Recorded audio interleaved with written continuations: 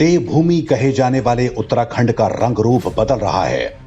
जनसंख्या परिवर्तन की जो चक्की भारत के दूसरे क्षेत्रों में चल रही है, उत्तराखंड भी उससे अछूता नहीं है। बीते कुछ साल में उत्तराखंड में मुस्लिम आबादी बहुत तेजी के साथ बढ़ी है। राज्य के मैदानी क्षेत्रों ही नहीं बल्कि दूर दराज के पहाड़ी क्षेत्रों में भी स्थिति ठीक नहीं है। साल 2001 की जनगणना के अनुसार उत्तराखंड में मुस्लिम आबादी थी 11.9%। 2011 में यह बढ़कर 13.94% हो गई। पश्चिमी यूपी के जिलों से बड़ी संख्या में मुस्लिम आबादी को लाकर यहां पर बसाया जा रहा है। जनसंख्या परिवर्तन का सबसे बड़ा शिकार बना है हिंदुओं का तीर्थ हरिद्वार, जहां मुसलमानों की संख्या दोगुने से भी अधिक बढ़ चुकी है। साल 2011 में हरिद्वार में मुस्लिम आबादी लगभग 4,80,000 थी। अब इसके 6 लाख से भी ऊपर पहुंचने का खतरा जताया जा रहा है। देहरादून और ऊधम सिंह नगर जिले में तो मुस्लिम आबादी का अनुपात 34 से 35% तक होने का अनुमान है। मुस्लिम आबादी के साथ ही शांत प्रदेश में लव जिहाद और अपराध की घटनाएं भी बढ़ती जा रही हैं।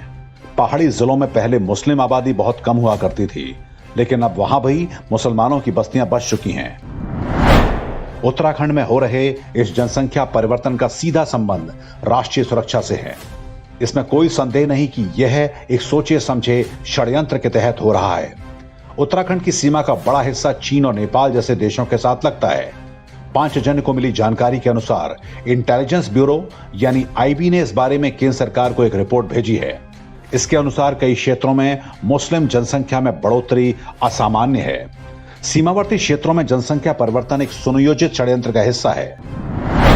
बेल्डर, मैकेनिक, प्लम्बर, नाई, फल, सब्जी और मांस की दुकानों के बहाने मुसलमानों को अंदरूनी क्षेत्रों में बसाया जा रहा है। उन्हें वहां पर सस्ती जमीनें मिल जाती हैं।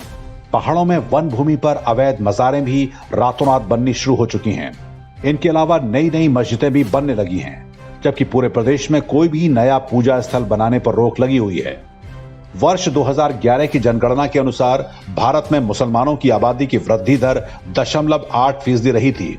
असम में यह बढ़ोतरी 3.3% दर्ज की गई।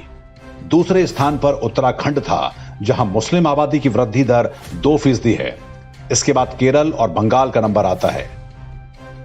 रोजगार की तलाश में उत्तराखंड के पहाड़ों से बड़ी संख्या में हिंदुओं का पलायन होता रहा है। उनकी जमीनों और मकानों पर मुस्लिम माफिया की नजर है। आरोप तो यह भी हैं कि कुछ इस्लामी और राजनीतिक संगठन उन्हें यहां बसाने में सहायता कर रहे हैं। उत्तराखंड से लाकर बसाए जा रहे लोगों में रोहिंग्या और बांग्लादेशी भी हैं। वोट बैंक की राजनीति के तहत उनके आधार कार्ड भी बन रहे हैं और उनके नाम मतदाता सूची में भी जोड़े जा रहे हैं। उत्तराखंड की इस नाजुक स्थिति के पीछे कांग्रेस की पिछली हरीश रावत सरकार का बड़ा योगदान माना जाता है।